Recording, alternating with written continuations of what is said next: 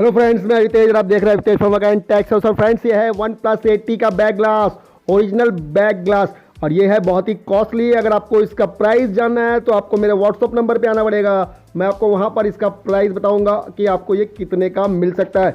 ये पूरा का पूरा कंप्लीट कैमरे ग्लास के साथ है, मैट फिनिश OnePlus 80 का ग्रे कलर का आपको ये एक बैक ग्लास अवेलेबल है अवितेज फंवर्क्स&टेक सॉल्यूशन के यूट्यूब चैनल पर। अगर आप किसी भी सब्सक्राइबर के पास आपके पास 180 है और आपको ये बैक ग्लास नहीं मिल रहा है तो आप मुझसे संपर्क कर सकते हैं।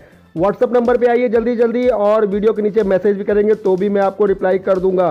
तो लिमिटेड स्टॉक है, अगर आपको चाहिए, किसी भी सब्सक्राइबर को ये चाहिए तो वो मुझसे ले सकता है। कोई भी नया व्यूवर्स आता है उसको अगर चाहिए तो वो भी मुझसे ले सकता है। 100 रुपीज़ पे करके ऑर्डर कंफर्म कराएंगे, लेकिन मैं आपको बता दूं ये ऑर्डर सिर्फ और सिर्फ प्रीपेड ऑर्डर पे ही मिलेगा, क्योंकि महंगा ग्लास है, कॉस्टली ग्लास है।